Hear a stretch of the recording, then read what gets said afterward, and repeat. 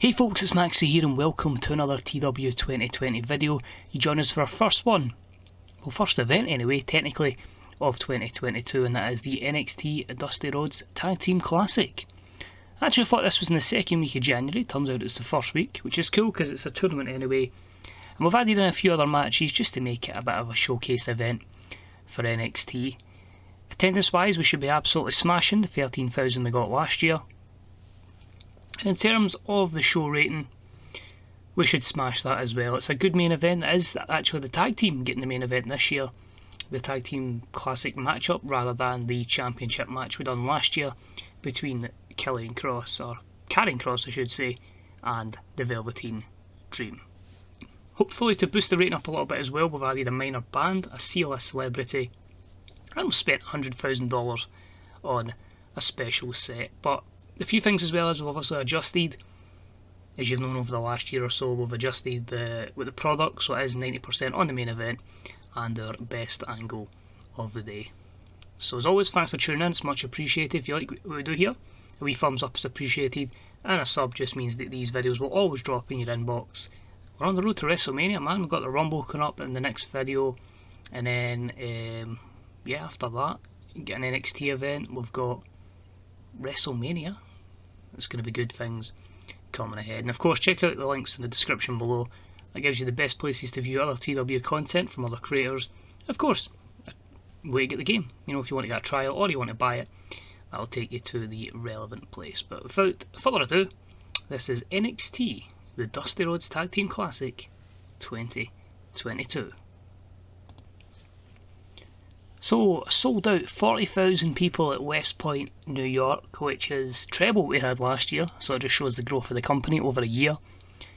And that can be attested to many things, of course, the network expanding and obviously us gaining popularity. Most weeks there is a few instances where you lose pop, but that is obviously because of people leaving to go to the main roster.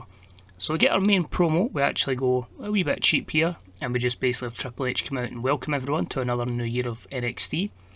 Our user character basically says, you know, it's been a great ride so far, it was a very strong 2021, and the next crop of superstars ready to make the main roster, and of course superstars coming back to relaunch their career, is meaning that NXT is going to thrive into the new year. So he's looking forward to it. Quarterfinals, semi-finals, and the final tonight of the Dusty Rhodes Tag Team Classic. Let's get it on. Opening contest in the Dusty Cup was a decent matchup. The team of Mojo Rawley and Bo Dallas and Mojo Bojo defeated Alex Shelley and Chris Sabin in 12:26 when Bo Dallas pinned Alex Shelley with the spear. In terms of in-ring performance, Alex Shelley carried the match up, and it was a 61 weighted match, pretty good. A lot of people will absolutely hate this decision, but if you've followed the channel for a long time, Mojo Bojo were one of the mainstays in TW 2016 as one of the greatest tag teams, and we are starting them off in NXT. Could they potentially going to win this, but they have moved on to the semi-finals. Be interesting to see who they'll face next.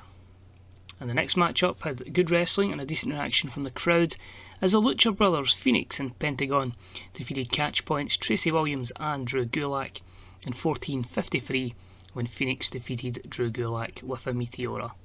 This was also part of the tournament. This was a very respectable 72 rating. It got the crowd hotter.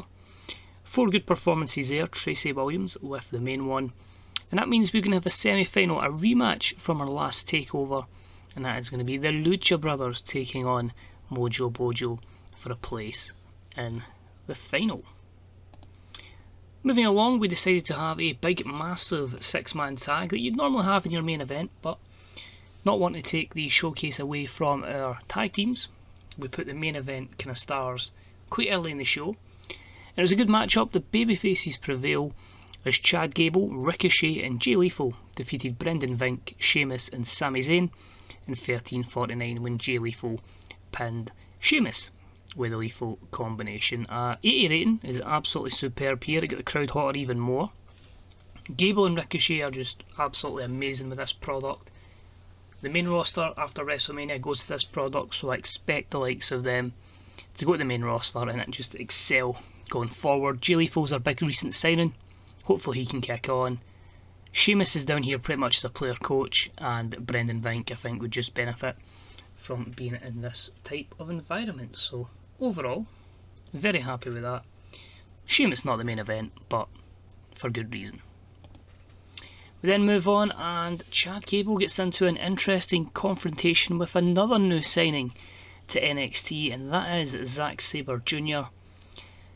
The plan was for Zack Sabre Jr. to come in as a babyface, and then I realised I don't have many over heels, so screw it, let's just launch him straight into a programme with Gable, and that got a 70 rated segment. So he debuts the Submission Master gimmick, it got an initial rating of adequate, and yeah, NXT, we still need star power here, and it's something where we can get them more over in the States before they go to the main roster.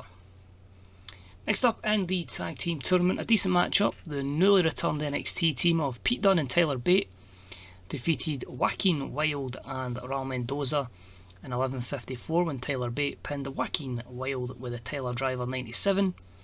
Pete Dunne was head and shoulders above the rest in performance, quite considerably. You see the 71 against the 58 and the two scores in the mid-40s. Obviously the team, I'm not quite putting them as the Legion, El Phasmatisma, or whatever they're called in NXT. They are all together, them and Escobar, but I want to kind of go away for that name and see what I can do. But they're still in their early days in this particular save together, so defeats won't hurt them as much. But it's a good return for Dunne and Bate back in NXT, and a pretty solid 64 rating as well that I'm happy with. So they'll progress into the semi-finals, and in this matchup it was a decent matchup, and the Ace and the Beast, of course, Ace Austin and his big bodyguard Babatunde, defeating Danny Burch and Oney Lorcan in 13:57 when Babatunde pinned Danny Burch with a spear. Best performance Ace Austin, worst performance Danny Burch, a 70 rated matchup, and well, you just need to look at Ace Austin's performance to know who came out of this match looking good. But overall, pretty happy, and Ace and the Beast will progress to take on Tyler Bate and Pete Dunne in tonight's semi-finals. Moving along, we've got a promo from Bronson Reed, which was a 61, and he says, it's a shame what it's come down to, this feud with Sami Callihan that's been brewing in NXT. He's going to either win the North American Championship back tonight from Callihan, or he has to leave NXT for good. So he's hoping this isn't the end to him in NXT, and he can start another reign as North American Champion. Match itself had great wrestling and good heat, and it saw Sami Callihan defeat Bronson Reed in 15:03 with a headlock driver following interference from Casey Catanzaro. Callihan makes his first defence of the North American Championship in a very respectable 77 rated match. A 75 performance from Bronson Reed, a 70 from Callihan, with help from fellow Trinity member Catanzaro. Bronson Reed is gone from NXT. I just want to come up to the main roster, if I'm being honest. I want to get him in SmackDown, I want him on there. There's a lot of wrestlers in this, it's a very competitive mid-card division on SmackDown, and I think he'll thrive there. And it gives a bit more heat to the Trinity faction, of course. Jimmy Jacobs, Sami Callihan, Casey Catanzaro and Caden Carter. 3 championships within them, of course, this and the NXT Women's Tag. Just felt like a good decision to make on this particular event, and a very good match up there. Again, someone I feel that will thrive once the main roster product changes after WrestleMania. Next up, we had that first semi-final, and it was a good matchup that saw the Ace and the Beast defeat Pete Dunne and Tyler Bate in 12:51, when Babatunde won again with a spear on Pete Dunne. 75, Ace Austin were head and shoulders above the rest, but Babatunde is going through this like an absolute beast, and he is taking them into the final with a good victory there. And in the other semi-final, a decent matchup saw the Lucha Brothers defeat Mojo Bojo in 12:13 when Pentagon Jr. pinned Mojo Rawley with a top rope Styles Clash. A respectable 73, the much better performance from the baby faces, but Dallas and Rawley are certainly a work in progress. That gives us a final tonight of the Lucha Brothers taking on Ace Austin and Babatunde for the Dusty Cup 2022.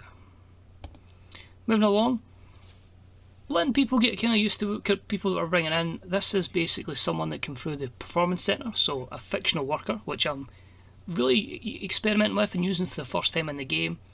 So we've used Joe Murphy's face pack for empty workers, and we've given this to Lance Truman. So he's producing the Truman Show, complete rip-off of the Jim Carrey film, but Lance Truman is the guy's actual name in game, so I just went with that.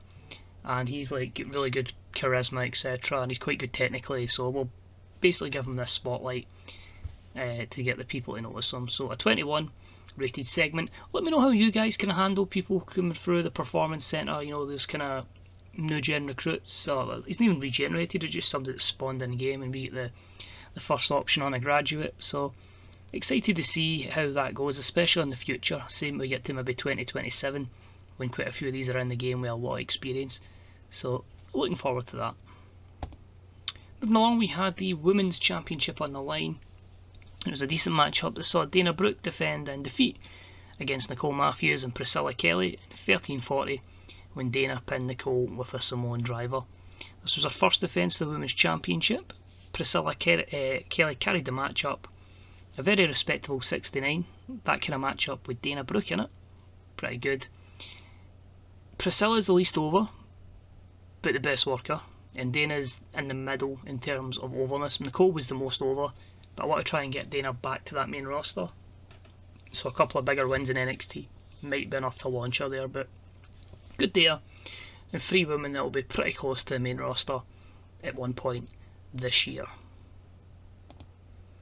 And then after the matchup, the two of them decide to beat down Dana Brooke, and of course they're joined by the bodyguard of Priscilla Kelly, which is of course Raquel Gonzalez. So I'll probably like to change her picture because she's kind of changed her look a little bit in real life. But a 50 rated segment, and Raquel Gonzalez was a little bit underwhelming, but we're still seeking to build her up on NXT television. Promo from Ace Austin and Babatunde was just a 62. Ace's performance was fantastic as they hype up the final against the Lucha Brothers, and that matchup was good. And the Ace and the Beast defeat the Lucha Brothers in 13:58 when Babatunde pinned Phoenix with the spear. People will be raging everywhere with that result, but Ace Austin and the Beast Babatunde win the Dusty Rhodes Tag Team Classic titles. Babatunde was the weak link. A 78 rated matchup though was very, very good. They managed to last all 3 matches without being too fatigued. And yeah, just used this event as an absolute showcase to propel Babatunde as up as we could. I certainly feel Ace is going to be the absolute future, but if he can drag Big Babatunde with him, brilliant. And after that, Triple H, Babatunde and Ace Austin just have the present of the trophy, and yeah, basically we Ace is very, very arrogant and cocky about it. Overall, the show drew an 81, which increased their popularity in 56 regions, so a very strong opening promo was obviously a good start, and of course 90% rated on this main event, which was a 78. Of course we get the wee boost as well because of the special set, celebrities, etc., so that does help it as well. So might even be our best ever NXT show, but just good to kind of really use that to push Austin and Babatunde, as I say, 2 people that should be making impacts on the main roster over the course of this year and the next. And as I say, looking forward to using Bronson Reed. As I say, he'll debut on SmackDown this upcoming week. Might just do what everybody does in WWE. Let's have him feud with Baron Corbin, because that's what the world wants to see. Try and say that with a straight face. So we'll move here. NXT was excellent. We struck gold with the show. That's good to see. Ian Rotten is a scumbag apparently. James Drake's back from his injury. Jim Cornette takes control of the NWA, who've just signed Bobby Lashley in game. 6.2 million viewers on the network, and Callihan, well, you think he's still doing Impact commitments. But overall, pretty happy with that. The size of NXT, well, you can see there, medium. If they somehow get in a position where they can get to big, that'd be quite crazy, especially as you keep losing workers to the main roster. But a few countries around the world, they still need to kind of get over. But with the change in TV deal, you know, I've obviously get WWE Horizons, which gives them a lot more exposure in India, Oceania, etc. So they've spent a lot of the money. So I just want to check 2 things while we're here. So Ace Austin gained maybe a wee bit of pop there, not too much. I say 69, 70. As you can see there, pretty much gaining 1 or 2 over the last couple of months, but he's really good. And Babatunde didn't actually grow that much, 54, 3 this month, but I mean, considering where he was in, I wouldn't even say January, April, when we put him together with Ace Austin, he's just basically went out his way. So 4 matches so far, all pretty much nearly in one night. Started using him in April, straight up with Ace Austin, and you can just see them getting better and better. So yeah, overall delighted with that, and never used them in 2020. 29 wins and 0 losses, so I want to try and see how long we can keep this big guy. Not the most technical guy, star quality is good, menace, basics, etc. But obviously a negative, wacky charisma, microphone, psychology, technical. It's going to be really interesting to see how much we can get him over as a fair limited worker. But as somebody I've just saw on NXT television, I just love the look. I just think he just looks like an absolute monster that would destroy people. Don't want to go with that, I want to go with that just quickly while we're here. So that will just tell us about James Drake being back. I just wanted to show basically finances is 31 million, another loss of 45. The reason being for that is if I just quickly go to my investments. So you'll see here with WWE Horizons we've maxed out Europe, so that was 40 million to max that out. Next we'll move on to Japan, then Oceania. This is just basically covering places where the WWE network doesn't have it all over the place, and we don't have the allowance to showcase the WWE network, but hopefully over time WWE network and this will basically be all maxed out. I don't want to just commit the full money and end up in debt, but 31 million, it's there. The company's in a very good size across the board, development's good. And the final thing before we finish up, I have another feeder club, as if this is Football Manager, with another development company. So now we have NXT, we have NXT UK, we have the Oz for the Joshies, we have Rev Pro, which I've given to Pashiti and King. I haven't really put many people over there, but we've got it anyway. We have Legends House, so that's obviously like well, that's just basically what I restricted it to. You know, your Legends are still there, so I'm keeping that project open for now. We also have WRC, so beginning gives a hint there. It's basically WWE rookie class. So Lance Storm's the CEO, Chavo's the booker. So far it's just people like Boa, Brent Tate that's there. People who don't have a lot of overness or are quite young as well. Dejournet, Dominic's over there just to keep improving. Induka and Pavel Kirkin. Everybody's favourite guy ever. Can't wait till he's like a 40-time world champion in this. But yeah, just experiment. As I say, there's every chance, as I say, Rev Pro etc. get shut down. As I say, they just were available. And yeah, I've not really put many people there, to be honest. I don't know, I kind of just bought it and haven't really done anything with it. I don't know if there's many people have actually technically sent there. Just a shame that when you go to develop, it doesn't let you filter out, I believe, who's with each particular company. So that was a wee bit annoying, considering there's like all those. In fact, that's just people with under 20 overness. So yeah, I thought it was a bit short, and as NLG said, that's a big roster. Yes indeed, sir. That's a good few development companies there. But that's it, that's nearly 20 minutes I've rambled on, so thank you very much for taking the time out to watch it. Hope you enjoyed it. Please join us for the Royal Rumble, and as we begin our road to WrestleMania. So cheers, see you later, bye bye.